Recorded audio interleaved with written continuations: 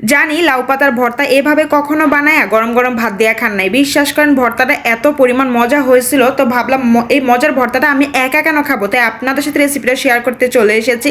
আর আমি শুধু এই ভর্তাটি দিয়েই 1 প্লেট ভাত খাইছি। বিশ্বাস করেন এত পরিমাণ স্বাদ হয়েছিল। তো প্রথমে হচ্ছে লাউ পাতা, তারপর রসুন কুচি, পেঁয়াজ কুচি, কাঁচামরিচ আর একটা হচ্ছে মাছের পিস নিয়ে নেবেন। আমি হচ্ছে পাঙ্গাস মাছ নিয়ে নিয়েছিলাম। তারপর হচ্ছে একটা বিখ্যাত কালো কড়াই বসাই দিচ্ছি, কারণ যে কোনো কালো পাতিলে রান্না করলে দেখবেন কি খাবারের টেস্ট কিন্তু অসাধারণ হয়। আর হ্যাঁ, লাউ পাতাগুলো আমি কুচি কুচি করে কেটে নিয়েছি, যেহেতু এগুলো বাটা হবে, আস্ত থাকলে কিন্তু বাটতে অসুবিধা। ওইদিকে ওইগুলো আমি হচ্ছে সিদ্ধ করতে মানে ভাপ দিতে বসাইয়া এইদিকে হচ্ছে মাছটাকে হলুদ মরিচ আর লবণ দিয়ে ভালো করে মেখে এটাকে ভেজে নেব। কারণ ভাবলাম যদি পাঙ্গাস মাছের পিসটা দিয়ে আমি ভর্তাটা বানাই, খাওয়ার টেস্টটা হচ্ছে অসাধারণ হবে। কারণ পাঙ্গাস মাছের ভর্তা এমনও একটু টেস্ট লাগে, তো লাউ পাতা দিয়ে বানাইলে খাবারের টেস্ট আরও বেশি হবে।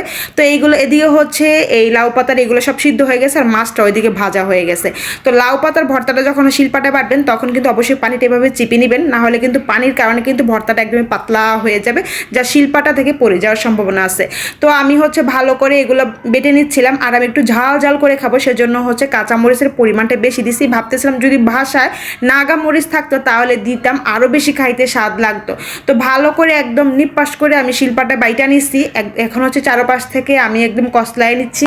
এই ভর্তাটা যে এত পরিমাণ স্বাদ হবে আমি বুঝতেই পারিনি। আসলে কালকা বাসা লাউ শাক আনছিল, তখন ভাবলাম কয়েকটা লাউ শাকের পাতা আমি রেখে দিই, এটা দিয়ে ভর্তা বানাবো। পরে মাথায় আসলো যে ফ্রিজে তো পাঙ্গাস মাছের পিস আছে, সেটাও দিয়ে দিই।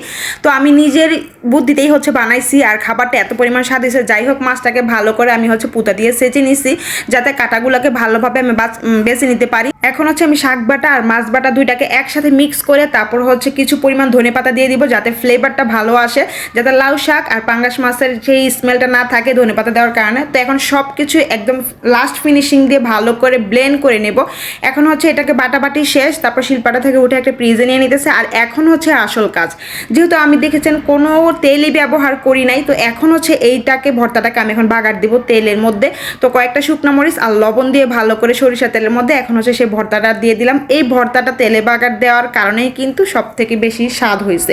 আর এইভাবে ভর্তাটা তাড়াতাড়ি নষ্ট হওয়ার সম্ভাবনা খুবই কম থাকে। যাই হোক, ভালো করে আমি তেলে ভর্তাটাকে ভেজে নিচ্ছি। যখন একদম তেলটা শুকিয়ে যাবে তখনই হচ্ছে আমি তাওয়া থেকে ভর্তাটা উঠিয়ে নেব। আর এই যে ফিনিশ হয়ে গেছে। আর এখন হচ্ছে আমি গরম গরম ভর্তাটা সার্ভ করে নেব। যাই হোক, এখন হচ্ছে গরম গরম ভাত দিয়ে খাওয়ার পালা। আর ভর্তার সাথে লেবু থাকবে না তা কি করে হয়, দেখেন কালারটা কতটা ইয়াম্মি হয়েছে।